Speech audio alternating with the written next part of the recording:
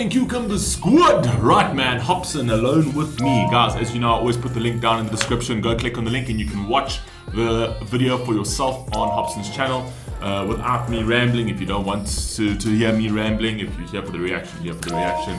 But hey, I'm so happy because today we're doing two of my favorite rappers, Hopsin and NF, man. Those are two of my absolute favorites. I absolutely love them. And Hopsin, while I was away, Hopsin had a drop called Alone With Me, man. So, as you know, if Hopsin drops something, we're gonna pick that up, man. Let's rock and roll, man. Let's see what Hopsin's got to say.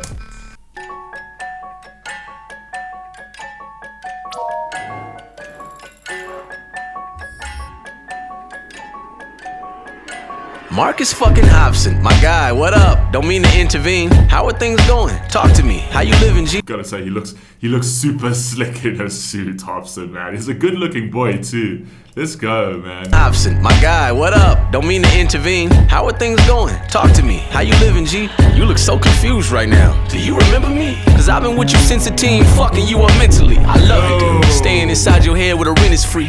I'm just here to make sure you keep all your crazy tendencies. Look at yourself in disbelief, struggle with your identity, stuck in depression until you diagnosed with it clinically. The fucking video production already just off the bat, the video production on this is absolutely insane, right? And I love this kind of play where it's like the inner voice, like your inner voice is speaking. NF does it a lot.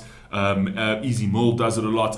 I like that entire thing where it's an introspection, that awareness of oneself, like awareness of what's in your head, right? And he just brings that to light, right? So he's saying it's me talking to me, right? But it's like the devil, and it's like the proverbial devil in the shoulder, a devil and the angel on your shoulder, and the devil, you know, coming to like bringing all those insecurities. Same thing with 21 Pilots, Blurry Face is, you know,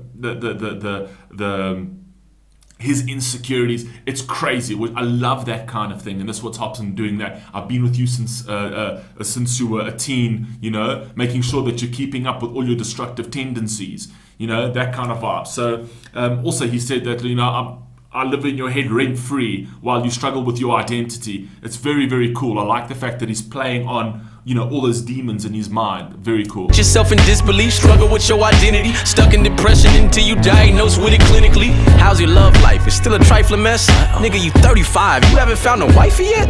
I mean, if I was you, would I be stressed? YES, I guess a male. No, I wouldn't be stressed, actually. I mean, he's a good looking guy. I mean, you could get 100 women tomorrow if you really wanted to, but Hopsin's the kind of guy that's specifically now looking for someone real. You know what I mean? He's literally given up that entire, you know, fame thing. I mean, when he dropped that song, I Don't Want It No More, you know, he kind of felt the weight and the pressure of that fakeness, the weight and the pressure of that world that absolutely means nothing. It's all plastic. You know what I mean? At the end of that song, he even says, I should have focused on the love instead of focusing on the fame.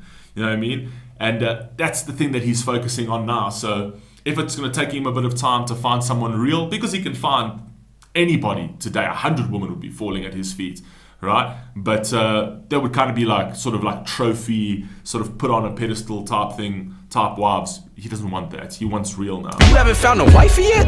I mean, if I was you, would I be stressed? YES, I guess a mail order bride is nice, it might be best.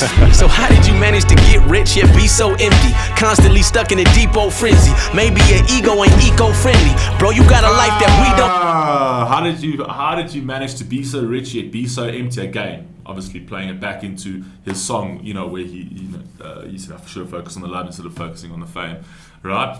But he says, how did you manage to be so rich and be so empty, stuck in the same old frenzy? Maybe your ego ain't eco-friendly. That is so much fire, bro. So much fire, bro. I love this dude. He's absolutely insane. Don't envy, and I bet suicide must be so tempting. Do it. Wait, hold up. Damn. Fuck's wrong with me? I can't leave me alone with me. I'm like, who is this nigga? Reminding my Pharaoh. It couldn't be clearer. The man inside the mirror. Wait, hold up. Shit. It's got control of me. I don't know who I'm supposed to be. I'm like, who is this nigga? Reminding my Pharaoh. It couldn't be clearer. The man inside the mirror. So how's the rap life? Couldn't be clearer. The man inside the mirror, right? Like, wait, hold up. What's fucking wrong with me, right? So I like the fact that he's actually asking his own questions. It's like, this is all me. This is the thing with this kind of thing, is that introspection means that everything in your life remains in your quarter, right? It remains in your hands. You can control absolutely everything in your life. It's all you. So this victimization of oneself never, ever, ever helps, or it will never, ever further you. If you're going to victimize yourself and point outwards and say, it's that one's fault, that one's fault, that one's fault, that one's fault, that one's fault, people are living in your head rent-free. Right? Consistently living in your head rent-free. You can point fingers at absolutely everybody. It's never going to change your life. It doesn't actually matter. You can take down the entire world if you like. It's never going to change who you are as a person if you don't introspect and deal with yourself. Because if you're happy with yourself, nothing around the world is going to is going to worry you. Why should you get offended about anything if you're content with yourself? The only reason people are sitting there pointing at everybody else's lives is because they hate their own. Right? And they need somebody to blame. Somebody needs to be blamed for what's happening to me. Everything that happens in your life is your fault. Everything. It doesn't actually matter what happened. You can change every single situation, every single scenario. And you cannot come in to me and tell me like, oh no, I've tried absolutely everything. If you haven't come to the solution, you have not tried everything. You've not. You haven't opened up enough avenues. You haven't opened up your mind. Right? And the big part of that comes with accepting who you are as a person and accepting your fault. It's amazing what happens to people when they drop their rightness. When they drop their ego and put their pride in their pocket and they drop their rightness, it's amazing how much you see the world differently, because you will immediately start looking and say, wait a second, I'm the one fucking up. I'm the one that needs to fix shit. And this is what he's doing right now. It's an introspection shit, which is amazing. Do people enjoy your music, or you still spitting that bullshit to destroy the youth with? Be honest, you live in the shadow with Jordan Lucas. Are you jealous? I know that you are, my point is proven. What the fuck happened to you? You was spitting so cold, you was the Illmind Hopsin on the list with the ghosts. Then you remember Illmind? Illmind was amazing. So when he actually said you're still spitting that shit that's destroying the youth, I never felt Hopsin ever did that. I don't think Hopsin ever if you want to see people that are spitting shit that's destroying the youth, I would gladly refer you to the rainbow haired donkey, or the trippy red trash can, or some WAP. You know what I mean? Like that, yeah. But Hopsin's never been that kind of character, and neither did I ever feel that he was under Jonah Lucas. Jonah Lucas is an incredible rapper, but under Jonah Lucas' shadow, I actually feel that Hopsin is probably up there with Jonah Lucas for me, at least. fell off, you should've took a different approach. I hate to say it, but you'll never be like Kendrick or Cole, nigga. It's fucked up. That isn't Okay, so you see, Kendrick Lamar is, from a lyrical perspective, if we're gonna like just compare them, I'd say maybe Cole, I could say Hopsin is like there with Cole and probably getting better. I actually could think that he'd probably be in the elite leagues of Kendrick Lamar.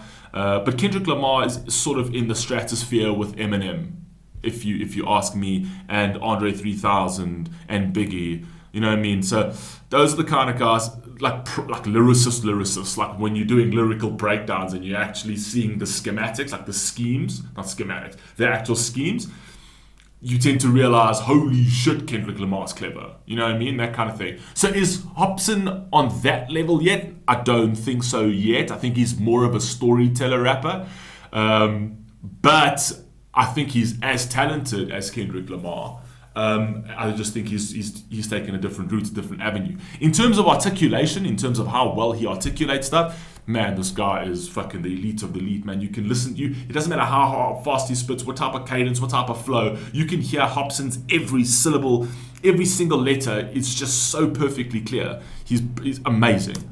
Fair, Marcus. I'm hoping that God will answer your prayers, Marcus. But even if he does, the chances are rare that you'll have hands in the air headlining Madison Square Garden. Nigga, put the mic down, don't you fight this fight.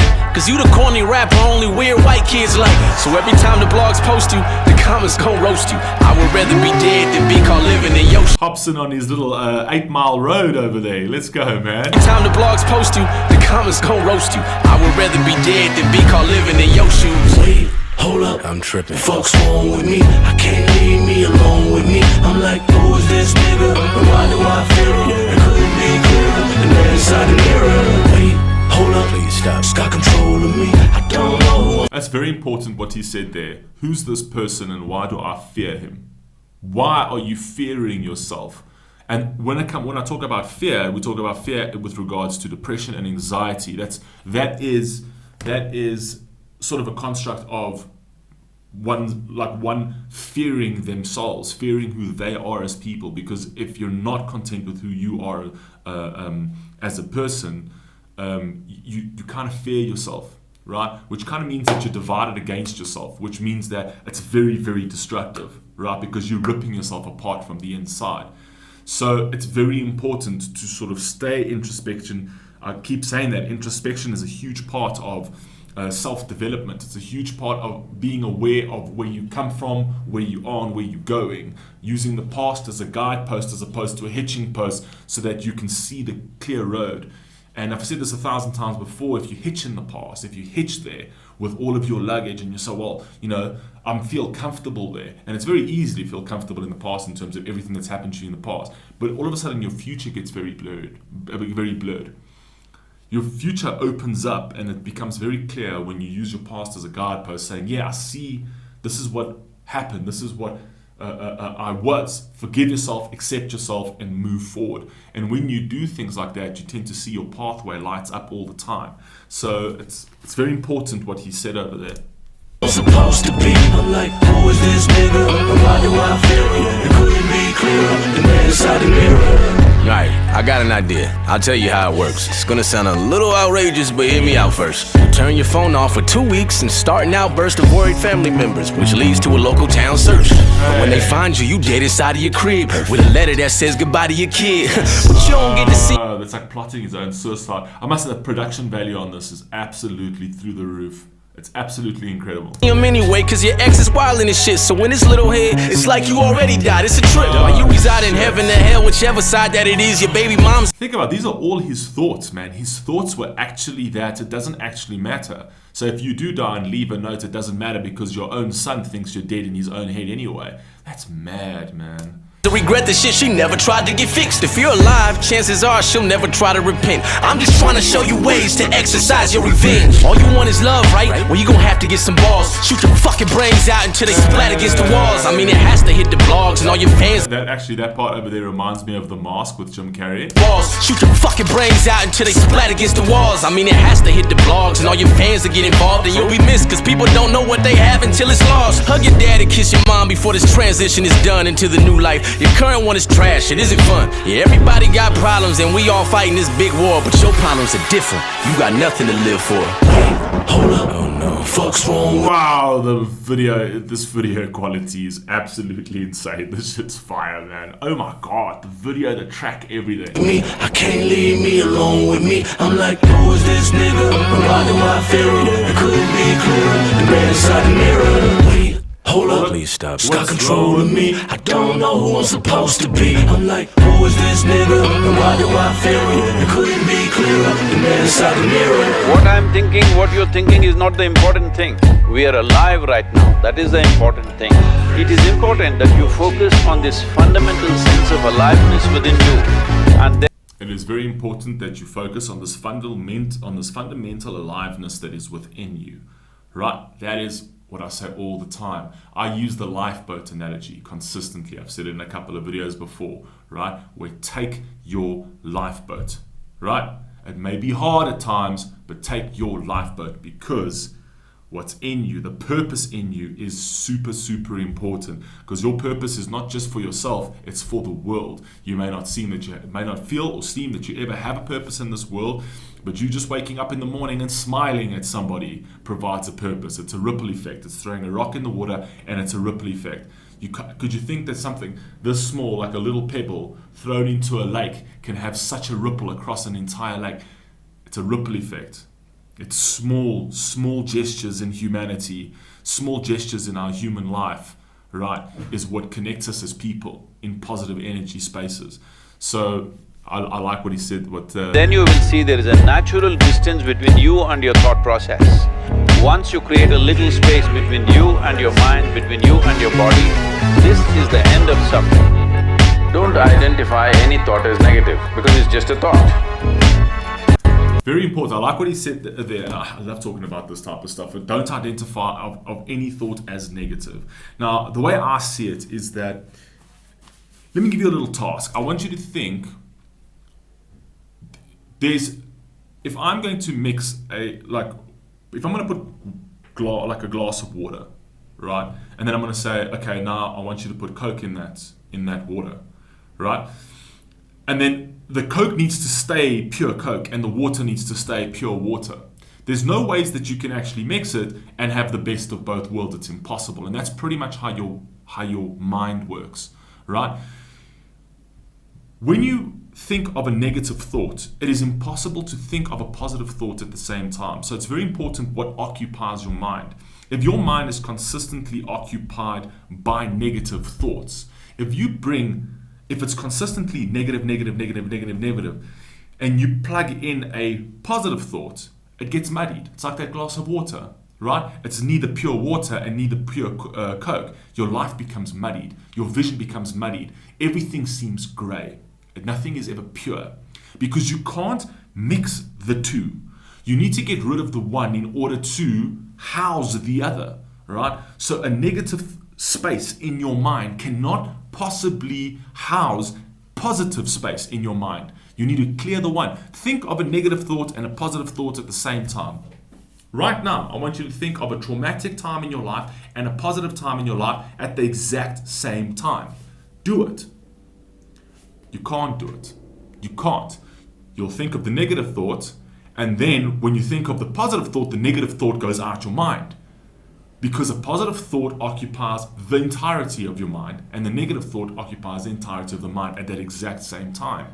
And that's super important. And if you're consistently thinking of the positive thoughts, positive things, positive thoughts in your mind, negativity cannot infiltrate that. So it's important to keep everything in your life, every thought, and your house, your home up here needs to be positive, right? So that if a negative thought comes in, it's overpowered. But that's the thing, is don't muddy the waters in your mind. At the end of the day, negative and positive cannot coexist in your head. It's going to be taken up by the one or the other. Let it be taken up by the positive, right? That's my view on it. Let's go. Who told you it's negative? It's just a thought. You're making it up, maybe you like it. What's the problem? If you understand it's just a thought, it has no power. If you think it's a reality, then it destroys you. Amazing. I love the direction that Hopsin's going in at the moment. Did you see at the end there, he actually gave the hand grenade to the negative Hopsin and pulled the pin.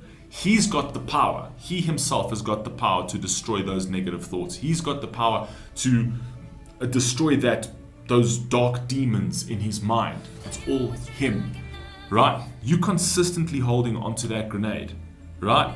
Now it depends. Do you pull it and destroy yourself, or do your demons pull it and destroy you? That is all in your hands. I love you all, man. Let me stop right here. Please stay safe, please stay healthy. I'll catch you in the next one. Peace.